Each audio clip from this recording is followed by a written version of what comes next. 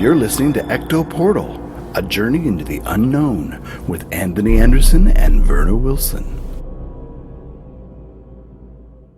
I hope that you are seated comfortably, with the light turned down and the curtains drawn.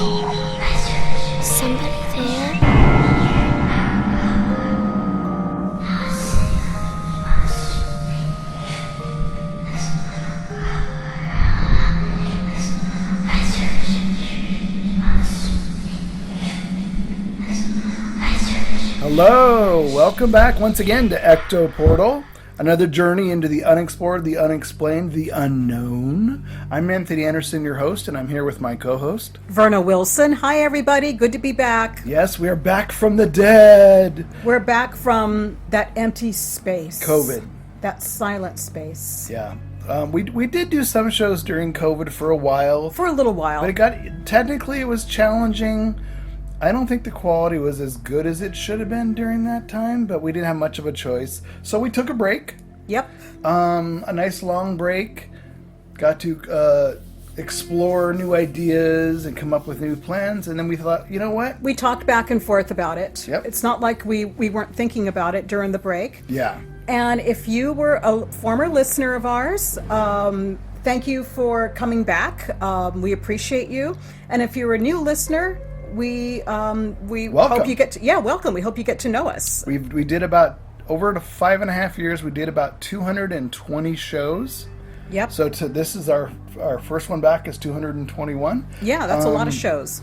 Slowly, I'm putting all the archives up on YouTube, and you'll be able to access them from our website here. The archives will be there. It'll take you to YouTube, or you can actually listen to it on the site. Yeah, listen to the archives. We have some really good ones. We do, and a lot. There's a lot of material. There's a lot of we've them, covered. yeah. Every genre of the paranormal, we've pretty much covered it.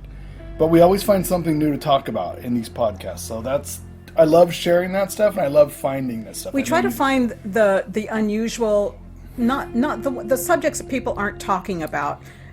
We understand it's the paranormal. People are going to think that we're weirdos anyway, and that the subjects are weird anyway.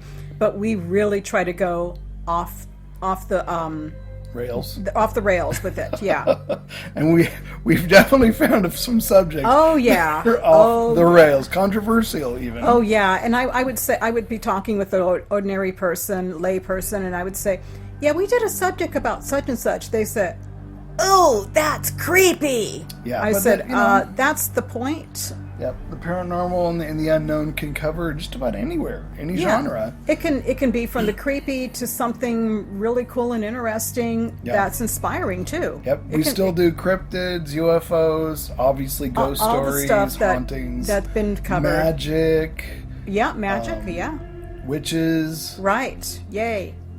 Cults. We cover everything. We cover everything, yeah. But we've also covered the unusual, and we are going to be doing a reunion show where we're going to be talking about the subjects and people that we covered that were not subjects or people that were easy to find. Mm-hmm. And we're going to be doing a reunion show at some point where we're going to be going over everything, and we're going to be having our news person that was with us, Linda Walker. She'll be joining us.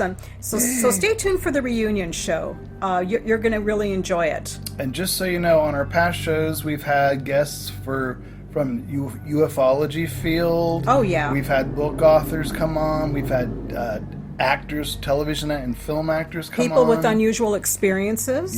Yep. And somehow our pretty much our criteria is it has to somehow be related to the paranormal, the unknown, mysterious, Right. the unexplained, to be on the show in the first place. So Right. there might be people you never thought, why would they be on their show? But there's a story behind it, and they do have a connection. So And if you have a story and the story is worth telling, we'd love to hear about it. we would, absolutely. And we So- always keep an open mind.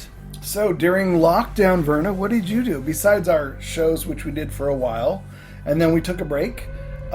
Did you like lockdown? Did you discover anything new about yourself? Did you pick up anything new hobbies during lockdown? Well, I don't know if I picked up any new hobbies during lockdown, but I was concentrating on the hobbies that I already enjoyed. Oh, okay. Yeah, well, Reading. Well, yeah, I did a lot of reading, but Yeah. I was also working really hard during, I didn't have the free time that everybody thought you would have during lockdown. I would just work a lot because So you're a workaholic during lockdown? I was. Oh, okay. Yeah, I would work a lot, and I would take, and in between that, I would take a lot of walks because That's what I did too. And Yeah, it was I get to the point lockdown. where I needed to have my walks. I had to have it. Yeah, it's funny how that happens after a while. That habit, you're like, I need to go take my walk because I think better, I get fresh air, I think about things. That's kind of what I use it for. And you remember those first months during lockdown when some items were hard to find because Toilet paper. My hobby during lockdown was that every couple of days I would find a new place where I could get this and I can get that and I could stock up because it wasn't easy to stock up back then. No, and when I could, I also stocked up. But because everybody stocked up, it's just why nobody's finding it on the shelves, which is sad. But I actually did end up going to places that people didn't think about Yeah. to buy certain things. And I bought a lot of it, and people would say, "What's your secret? Where do you find it?" And I'm Shop. like, "Well, yeah, but So anyway, that was what I mean. Yeah. I was walking, but I was also trying to survive and find things. That's the first few months, and of course, trying not to go near people because at the time they didn't have a vaccine. Yeah. Yeah, and you could die from it at the time. You had to be very, very careful. It's You had to be true. very, very Masks, careful. Everything. Yeah, but then I also ran across some very rude people who would be walking on the sidewalk. They said, "I don't want to go near you. You got germs." And I would be like, "Well, then go the other side." Jeez. People were very rude back then. They still are. Oh, Well, yeah, they sure were. But anyway, besides that, I did pick up on my reading, of course, and I also picked up on my writing. Okay. And that's good. yeah, I picked up on my writing, and I've been writing since childhood, but something clicked, and writing just started pouring out. That's good. And it just started pouring out, and I started sharing it, and people liked it. Nice. And I want to continue, and that's something that I'm actually going to try to do some more of. Great. And what about you? I actually, during lockdown, I did quite a bit. Almost, it reminds me of back years ago when I was unemployed, when I became a volunteer in Alcatraz. I learned how to watercolor, acrylic. I was like filling my time while looking for a job. I like your paintings. I'm always like consuming how to do something new. Everybody, he does some beautiful paintings, Thank you. beautiful watercolors. So during lockdown, I helped develop a Haunted Hate pub crawl with Tommy Netspan. Oh yeah, He does the Paranormal Experience Tour. If you go to hauntedhate.com, we also together developed this Haunted Hate pub crawl, which is about 4 or 5 haunted pubs in the Haight Ashbury district. We give you history, we give you the hauntings, you have a drink at each place and you sit and enjoy it and maybe investigate a little if you want. Mm-hmm. But we developed that over the last year and a half, I think. Mm-hmm. Yeah. And we got it up and running. We tested it, and we ran it last Halloween. It went really, really great. It's kickstarting now. Like I said, go to hauntedhate.com. The Haunted Pub Crawl is on Friday nights until June, and then it's going to be Friday and Saturday. And the Haunted Paranormal Experience is on Saturday night. So go to hauntedhate.com, and you can choose which of those 2 tours. It's $22. That includes the ticket fees. It's the most inclusive, actually done by real ghost hunters, And they're great storytellers, those two. thank you. And like I said, it's real paranormal investigation, eyewitnesses. It isn't just stuff we got off the internet. We had to develop, interview people, talk to people, get experiences to develop it. And we got a really, really good reaction out of it. So there is a little true crime in the haunted pub crawls. So as long as you're not for the faint of heart and you like true crime, there is a nice true crime gooey center during the tour itself, during the haunted pub crawl. It's about 2 hours. Both of them are about 2 hours each, so check it out. So besides that, I picked up writing again as well. Yeah, you have a book out. Actually, it's not really new. It's been around for about a year plus. It's called Amazon Kindle Vella, and what it it works like a serial book, like a novella is a shorter book. They're done in what they call episodes, which in the literary world would be chapters. Mm-hmm. And you're writing a chapter, and the first 3 chapters are free for anybody who wants to read. And after that, if you like the story, you can buy points from Kindle Vella, and then you can unlock those other chapters in sequence. If you start to get into the story and you really like it, you have the option to purchase it. Otherwise, you can read through and go, I'm done, let me try something else. It's great for authors. They're using it to write their books weekly, like 1 episode a week. Yeah, it's a good way to get your writing exposed. It is, sure. And it's good practice. You can rewrite it. You can schedule them weeks ahead and re-edit it and shape it. And then when you get done, I think you have to have like 30 maximum episodes. A lot of people are making it into a Kindle book after that. So it's a good practice, and it's a good way to develop your writing skills and make you continually write every week, and not just sit down and go, oh my God, I have so much to write, it's going to take forever. This actually paces it out for you. So it's an interesting side note from Kindle, but I've tried a Halstead. It's a paranormal saga, supernatural saga about a family in Maine. Check it out. Look for that Halstead, Anthony Anderson. It's on the Kindle Vella. And I've just started. I've got 4, going on 5 episodes now, so I'm into it now. With your knowledge of the paranormal, if I'm going to read a paranormal story, I would want to read yours. Well, I like true stuff, so Yeah. I really like to incorporate actual paranormal activity and experiences, not just... I make stuff up too, obviously, it's fiction. Yeah. But I'm more fascinated by real paranormal stories and how I can weave that into the storyline. Right. So check that out. And I'm working on a new paranormal series. I won't say the name of it yet, but it's kind of a guidebook for different regions of the country. Oh, yeah. And it'll tell you the most famous haunted spots in each city. And that'll probably be a Kindle series of books, so you can take those to the city you go to and you know where to go, the stories and addresses and things. So yeah, I've been working on that stuff, keeping busy, getting into a lot of Hammer movies. I always saw a few the Hammer movies, right? But I really got into Hammer movies during lockdown, so I became a Hammer aficionado and watched a lot of Hammer movies. They're great. There's some good ones, yeah. And I actually, on a not so good note, I was dealing with some medical problems that prevented me from us coming back right away. Mm-hmm. I'm much better now, and it's getting better. But you got to take care of yourself first. Yeah, there's nothing to say we couldn't take a break anyway. So that's exactly what we did. We took a break. We took a break. We did talk about coming back sooner. Mm-hmm. We had some life things. We have some life things to take care of. Things happen. We have to take care of things. We have to take care of ourselves, and we couldn't come back as soon as we wanted to. But we were always talking about it, and it was always in the back of our mind. So now here we are, and ready to go. Ready to go. Yeah. New episodes, lots of new topics ahead, new guests. Everything. Yep. It's all coming back, and we hope to make it better than ever. Absolutely. We have a new website now, ECTOPORTAL.com. Yep. Go to the website. Yep. And you can see all like I said, our past archives are going to be there, our blog, any articles we find that are curious. So everything's going to be there. You're going to see a schedule of shows coming up, so you can kind of get a good base for all our activity will be on that website.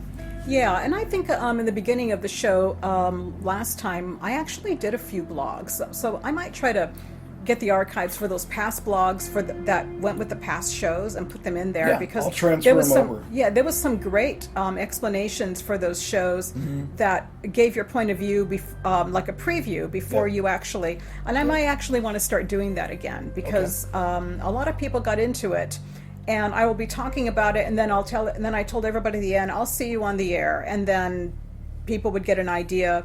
Okay, this is what the show's going to be about, and let's talk about them. They would really get into the subject with us. Well, what's good is it gives you your perspective, and if you came up with the idea for the show that particular week, Right. you could tell us your point of view. Why did this resonate with you? When you read the story, when you found the idea, you thought, wow, you know what? I like this because, and that was really good about the blogs. So. And it was with some great pictures to accompany everything. Yep. Yeah. All right, so that's what we're on to. Tonight's show, of course, is the Haunted Atherton Mansion in San Francisco on California Street. In my neighborhood, a haunted mansion. Well, That's right. I'd love to and move I don't in. think I've ever been to it. I haven't either, actually. We'll have to do that. I wish we knew someone who was there so we could go investigate. Go inside? We'll talk about that. Yeah. I mean, I've gone past it probably. Yeah. Oh, I'm sure. Of course I have. It's my neighborhood. Exactly. So that's what we're going to talk about tonight. We're going to present the history of it, the hauntings of the Atherton Mansion. For those of you that live in San Francisco or the Bay Area, you can check it out on your own. And for those of you who don't, if you go past, you probably want to go past it if you're visiting the neighborhood. Mm-hmm. Boy, those people are going to see a lot of people going past their house. And if you live there, contact us. Oh, yeah. If you live there, we want to hear from you. Who knows? Maybe we'll do a podcast live from inside the Atherton Mansion. Yeah, and if you want to be our guests and talk about your experiences in the place, Yep. We'd love it. Absolutely. Yeah. Okay, folks. So let's get to the paranormal news. What do you say? Okay, let's do it.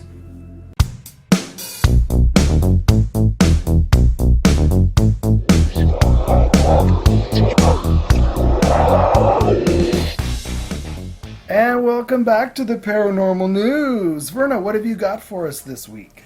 Well, this article actually comes from Fox News. I know. I know, but it was a cool article, so I thought, okay, I'll excuse the fact that it's from Fox News. Okay. It's about a trucker. His name was William Church, and he saw a figure on the side of an Arizona highway, and in his opinion, it could be a ghost. So this was on Route 87, and where at? Does it say where it was? well, it was on the side of the empty road on Route where 80. Though? In Arizona. Okay, that's what I was. I'm sorry. Yeah, Arizona on Route 87, and he thinks it could be the site of a ghost. So what it was is that he's a truck driver, and he was driving down Route 87 on March 11th, which not too long ago, and he noticed that there was a bright light glaring in his dash cam, and he thinks, and in his opinion, the flashing figure could be a ghost, and so anyway, he spotted it around 2:30 a.m. local time, and when he passed the 200-mile marker, which is located between Phoenix and Payson, Arizona, he thinks that he saw what looked like a person standing in the roadway, and he said that you could see the outline of the person with the legs, including the legs. It looked like a figure, a body figure. Yeah. And so anyway, they went ahead and they put a cam in the article. And if you go to our ECTO Portal's Facebook page, you can see the article with the cam. You might have to scroll a bit to find the Yeah, article. you're going to have to scroll a bit. Yeah, but it's there. And you can see the video where it shows the person standing there. And they put a couple of clips, and it was captured actually on a security dash cam. So did you watch it? I watched it. I thought it was pretty convincing. It was pretty convincing. And look at that person. But you can actually see the person walking. I know. I was convinced impressed by it. And normally, it takes a lot to impress me and Tony. Trust me. Usually they're just blobs. We just kind of look. We just kind of go, mm-hmm. This isn't a blob. This is not a blob. Cool. This looks like a person. And it looks like that person has underwear or shorts on. And it isn't. Sometimes you see these videos where you could tell the way they're shooting the camera, like, it's like they're waiting, and then the thing happens Right. into frame, and it's all very staged. Yeah. This is not staged at all. You can It's tell not it's a dash staged at cam. all. He did not set it up to get a great shot No. of it, but it's just enough that you can It's see just it. enough, right? So let's explain a little bit about Arizona's State Route 87. It's a north to south highway that was constructed in 1927, and it measures approximately 272.66 miles. So anyway, it travels to State Route 264 near Second Mesa. And if any of you live in Arizona, you probably know the highway. You probably know this, what I'm talking Route, about. yeah. You know this route, yeah. So anyway, it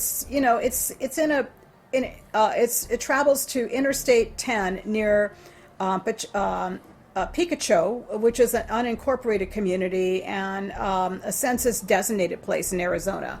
So anyway, unfortunately, a lot of car accidents have happened on the highway, which has reportedly led to some locals believing that probably the that highway's could be what it haunted. was. Oh. Well, that it could be haunted. Gotcha. Yeah, and then and Valley Chevy dealers in Phoenix actually named State Route 87 as one of Arizona's most dangerous roads because Oh. of its beeline route that has a lot of looping turns. Oh, okay. So it was built a long time ago. Maybe they should modernize it. I Lots don't know. of car wrecks could lead to lots of hauntings, though. Yeah, that's true. And my gosh, that person looks like they're either wearing underwear or shorts in that cam. But it does look like a person walking. Maybe it was a runner that got hit. It could be. It could be. You never know. Which is very sad. It is sad. Yeah. But it's a great video clip. Check it out. It's a very great video clip. Excuse me. And a recent car crash did happen on State 87 near milepost 201 in early February, according to the latest news. And it was a two vehicle collision. What's the matter with me? Two vehicle collision, and it resulted in the death of one person, which is very sad. So anyway, they don't know the cause of the crash, but anyway, it's interesting. It's interesting, and people have been reported to see actually figures walking in that road before. From what? All right. So that's not unusual then. It's not unusual. So anyway, check it out, and if you live in the area and you've seen something, we'd like to hear about it. Absolutely. So what do you have, Tony? I also have a paranormal story with a video clip. Oh. A security guard took it. It's circulating online right now, and a lot of people think it's a legendary ghost figure from Singaporean folklore known as the German Girl. The German Girl. She's a security guard on the island of Pulau Ubin. And according to the lore, the young woman is a German national who lived there during the First World War. Huh. And she died when she fell off the cliff while fleeing from the invading British forces. Sad. Now, the alleged resting place of the character had transformed into a shrine over the years, many visitors leaving offerings to the German girl. Which is very kind. And on occasion, her spirit manifested before them. In this instance, the actual ghost security guard was actually taking a video. It's nighttime, and it was a rainstorm that was keeping him from being able to walk around doing his rounds at night. He was looking at the footage afterwards, and he saw a woman dashing alongside of a wall. And many people see the video and they think it's the legendary German girl. She's wearing an old, medieval style gown, which is medieval style gown. Yep. Wow. And she supposedly died in 1914. Some people think the spirit is simply a human being wearing a raincoat, running to avoid getting caught in the rain. The video, if you go to our Facebook page, just like you said, scroll down, you can find the article, you can see the video clip. I saw the video. It is pretty distant. You'll see it's very dark. You see the figure. You can't really tell because it's so far away. It might be medieval gown. But they it looks wore like longer gowns back then. And in it was. 1914. It is. Yeah, I mean, the dresses were a little longer back then. Yeah, I don't know. But it's kind of vague to me. It wasn't as impressive as, let's say, the video you had. Right. But it's interesting. So go check it out, because she looks like she's literally walking into the wall in the distance. It's outside. There's trees by the wall and stuff, but she just sort of walks that direction. Like, she doesn't even realize I'm walking into a wall. But what makes everybody thinks it's the German girl? It could be somebody else. Well, because that's the area that that was the area. Was where okay. She jumped off the cliff. Right. And I think that's where the wall is there now, so people can't fall off the cliff. Right. Yeah, they fixed so it. Yeah. I think maybe it's her because that's where she jumped off the cliff. I mean, there's skeptics, obviously. Of course. There's always going to be that. Whenever I'm not totally convinced, you'll always hear me go, that's interesting. That's interesting. Because it is. Yeah, I'm not convinced. But you're not totally. convinced, yeah. So go check that out. It's an interesting clip to see anyway, and see what you think about it. Healthy skepticism is good. Absolutely. All right, that's the Paranormal News, folks. Hope you enjoyed it.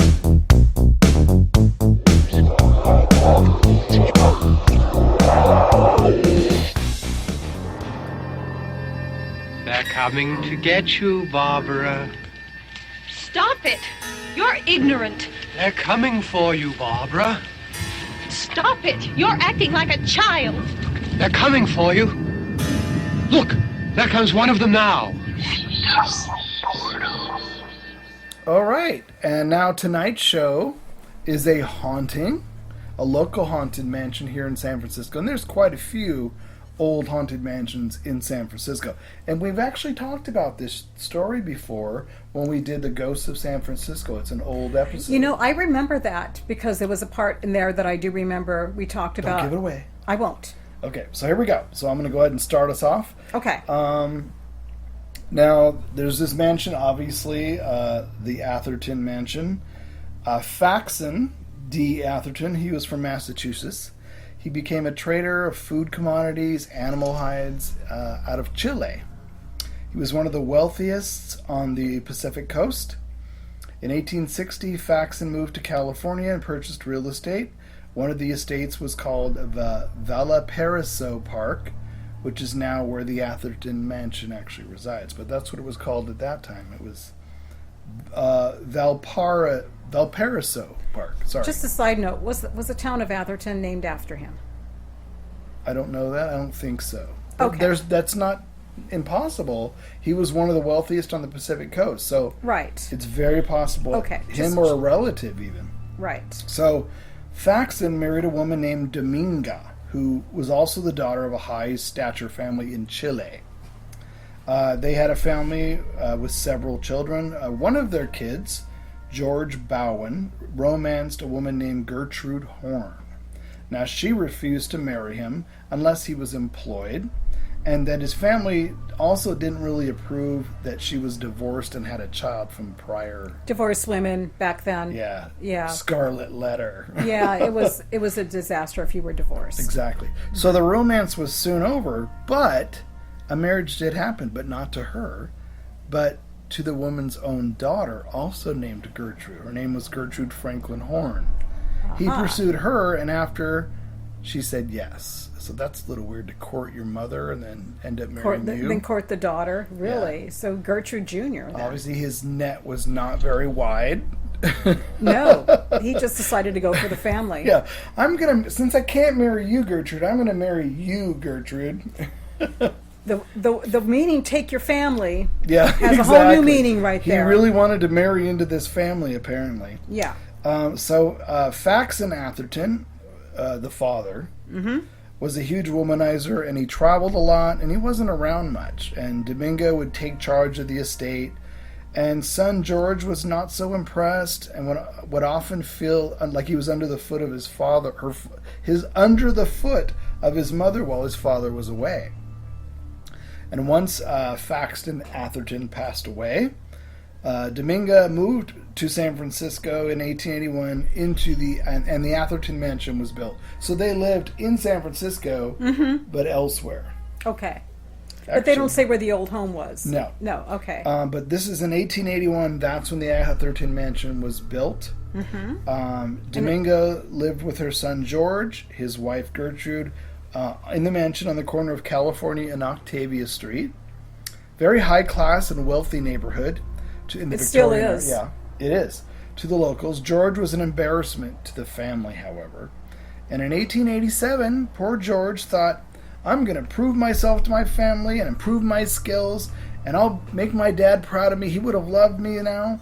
So he's going to prove himself by going to Chile and visit his friends and make a name for himself and bring back some stature to his family. He decided to man it up. He decided to man it up. So he would come back to San Francisco, and his father would be proud looking down from heaven or up from hell or wherever Pax and I'll make the Atherton family name proud. Yeah. But sadly, on the way to Chile, George's luck ran out. He never actually made it to Chile. He developed kidney issues, health problems, and this in turn led to his death on the way to Chile. That's sad. It is. Now, the captain of the ship returning his body put what was left of poor George into a barrel filled with rum. Ew. Captain Jack's dream funeral, anyone? I think Johnny Depp's character would find that a very apropos funereal arrangement to be in a barrel of rum, don't you think? If you are a rum lover, that's your dream. If you're a pirate.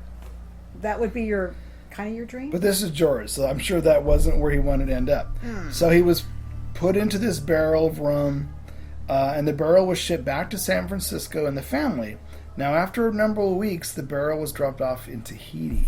So remember, back then, it takes a long time to get It took a long back. time. There was no phones. Yeah. They probably didn't even know what happened to him. This is where it gets interesting. Now, the plan was for the barrel to be picked up, heading north by another ship. And the ship agreed under the agreement that it be kept a secret so that none of the crew were alarmed that there was this corpse in a barrel of rum. So they actually had to hide under a pile of coconuts on the ship. And this is the crazy part. The family was supposed to receive a letter announcing George's death, but the body arrived before the letter did. So the barrel was full of rum when it showed up, and when you looked at it, you'd think, oh, there's nothing else in here but rum. But when the family butler, opened the barrel, it scared the hell out of him as he realized it was the corpse of his former master. Right. So they removed George from the barrel, and they dried him out. Man, can you imagine when how strong he smelled? Oh my God, I couldn't. That poor butler, because he's probably had to help. Yeah, I can imagine what he thought. It's like, oh, let's dry him out so we can have our funeral. I hope he wore for something George. around his nose because it's the smell of. Oh, I have no idea. But they dried him out and they buried him. And that's where the paranormal activity begins at the Atherton mansion. Now, legend says that George is avenging both of the women in his life that controlled and tortured him while he was alive. Made him feel unmanly and cowardish. They henpecked him. So the legend is he's the one haunting the mansion to get revenge on these controlling women. They must have been really controlling if people came to that conclusion. Well, Dominga and Gertrude would continually hear knocks on the door to wake them up late at night, and they'd often have these weird cold presences around the house that they couldn't explain. That's pretty common to have a Knocks. cold present. And knocks, cold presence if something is if someone's haunting the place. Yeah. See that to me that sounds realistic. That isn't like something that is made realistic. up. No, that's not made up. There are knocks. There are cold presences. Right. I've experienced all that stuff before. Yeah. So they both had enough and decided we need to sell this place and move out. Enough bad vibes. Yeah, and they did. And after they were gone, several tenants have moved in, but they don't really stick around very long because the same thing: loud knocking late at night, strange cold spots throughout the house, etc. Now, in 1923, the house was bought by Carrie Rousseau, and she actually stayed in the house more than a year, which was more than any other tenant since Dominga and Gertrude had moved out. It must not have bothered her much. I guess, or it's something else. The weird thing is Carrie lived only in the mansion's ballroom. Oh. And she surrounded herself with over 50 house cats. You know, cats are good with that kind of thing. They can absorb energy, or they probably stood there and went, yeah. But look, Verna, if you're the crazy cat lady, I don't know if you were going to see there are any ghosts in the house. You're too busy. You're too busy taking care of the cats. Taking care of the cat. Imagine the cat box duty. Well, she had enough room, that's for sure. Well, that's what's funny is she passed away at age 93 in 1974. And she converted the ballroom into her apartment. Wait a minute. In 1993 at age 74. Was she No, still? other way around. Oh, okay. 93 years old in 93, so 1974, or no, 74, 94. 74. Was she still living in there with all the cats? In 74, yes. And let me finish. All right. She converted the ballroom for her apartment Okay. and called it apartment 13. Okay. And the one beside it was the converted banquet hall, and that's the one her cats lived in next to her. So they all lived in one room, all the cats? The cats lived in one room, she lived in the one next to it. They lived in the banquet hall, she lived in the ballroom. Imagine the smell in the banquet room. Well, not if you have scented litter. This was not. I'm pretty sure. But this there was is no such thing. 1974, so that was before Advantage came out. So Yeah, she probably really had to control the flea problem too. It was probably nasty. I'm just saying. Okay. All So- the fur flying. Unless they were short-haired cats. They're probably all kinds of cats, I'm sure. Once she died, though, legend has it that her spirit joined the others that resided there. A ghost hunter who performed a seance claims there are spirits of 3 women: Gertrude, Dominga, and the crazy cat lady, Carrie. That's a crowded house. That's a crowded house. And I wonder how many cat spirits are in there. Yeah, just meow. saying. Many people believe that George's presence is very rare and low, that he's not really the forceful spirit in the mansion. Most common He things probably that, got tired of it. well, he probably got crowded out by the 3 women And the cats. and the cats. He's probably like, I can't stand this afterlife cat pee smell. So most common things that happen in the building now, and it's a 13 apartment building today, are cold spots, gushes of air, knocking on walls and doors. Now, if George is haunting the Atherton mansion, he's doing a really poor job, like he did most of his job in life. The 3 dominant ghosts being women, it seems like they don't really like men. So if you're a man and you enter the Atherton mansion or you move in, you may want to pay heed because if you do have paranormal activity, it could be these 3 women. They may not like you. They may not like what you do. I'd be curious to talk to some of the residents. Let's do a little Okay. scenario here. Let's Okay. say But that's the story. that's the a gist story. of it. Okay, that's a story. That's what people assume. Let's say that Yeah. you're entering. You're a man, of course. Thank you. Thank you very much. Thanks for verifying that, right? Okay, and you My enter, pronoun is he. yeah, you're a he-man, and you enter the Atherton mansion to inspect the place. Yeah. Let's say you're a And- worker, a painter, maintenance guy. Right. No. Let's just say this is Tony entering. Okay. And Why am I there? Just kidding. Because you're curious, and they let you in. Oh, okay. Okay, and let's just say that you are very, and of course I know you. I've been on ghost hunting trips with you, and you're very sensitive to the atmosphere. Let's say there's the ghosts of 3 women standing there, and they're kind of henpecked types. Well, not the third one. She's not a henpecked type, but she's a cat woman. She likes the cats. But the 2 are henpecked, and they look at you and they say, "What are you doing here?" And they're kind of henpecking you. How do you handle it? It depends on what they're doing to me. If they're physically touching me, if they're knocking around me, if there's cold air around me everywhere I go. Or they're giving you the look? Well, you'd have to see them to know the look. Well, you've seen ghosts before. Not that often, and it's really Yeah. usually it's so fast you don't really see a lot of looks. No, you do see them really fast. It's true. In order for you to see the looks, they have to really. I would go more on Yeah. the cold spots, Right. knocking, gushes of air around me when nobody's moving, and maybe even feelings like, you know, when you can feel someone's Right. watching you or standing over you, or you can pick up vibes on emotions. You're tough and too. objective enough to get past all of that. But I also opened myself up for any kind of emotional atmosphere. Right. It's funny because I was talking on Facebook, I think, to Janice Oberding. Yeah. And we were talking yeah. about all these people are like, oh, they brought all this equipment. And she's like, you know, I really think people need to really focus on themselves as their best equipment Absolutely, tool. because your sensitive spot starts to really become more amplified the more you do this. But I think it takes, and this is what happened to me.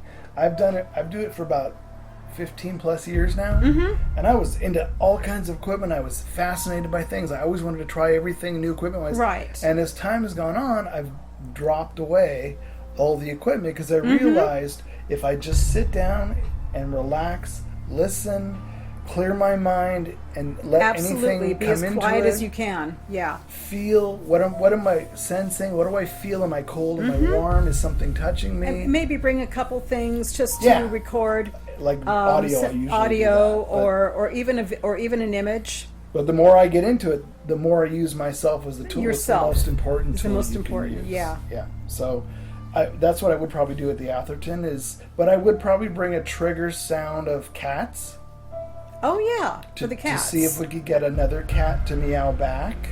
Yep. That would be interesting. Or bring a cat Maybe toy- even bring a bring a cat toy, toy. a stuffed cat.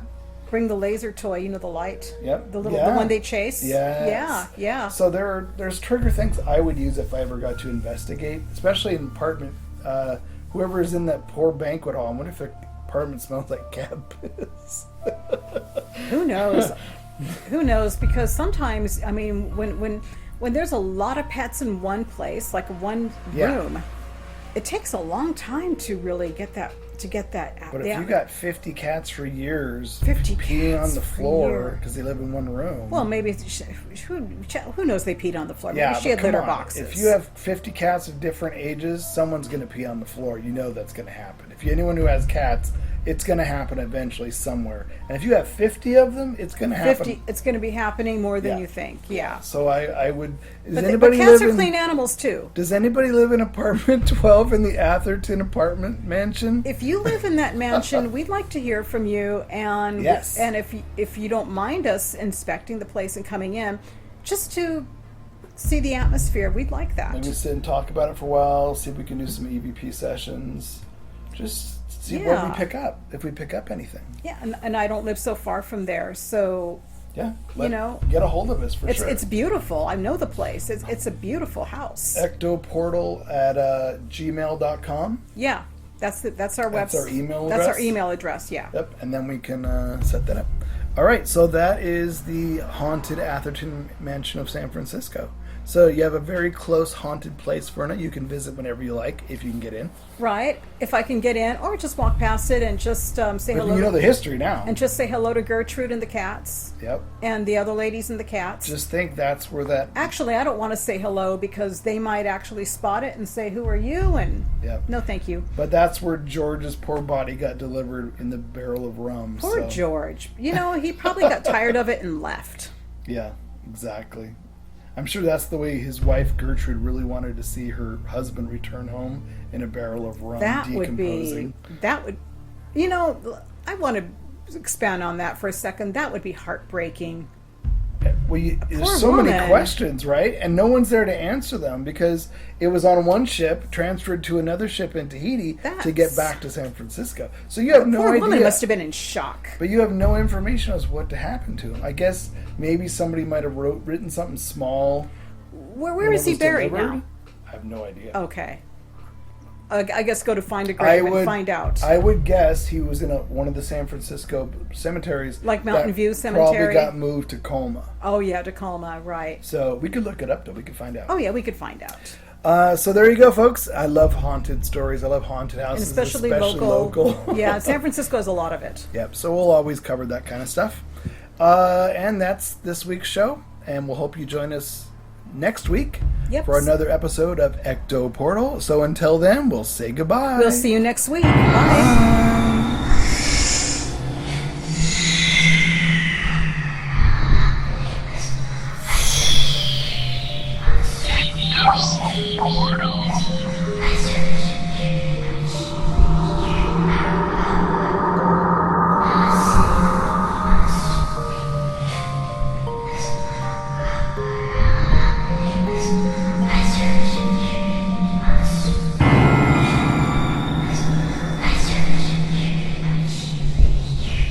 Music by Mark Vandermeulen and theme by Ross Bugden. Be sure to visit us at www.ectoportal.com. Check out our archives on YouTube and head on over for new episodes to ectoportal.podbean.com.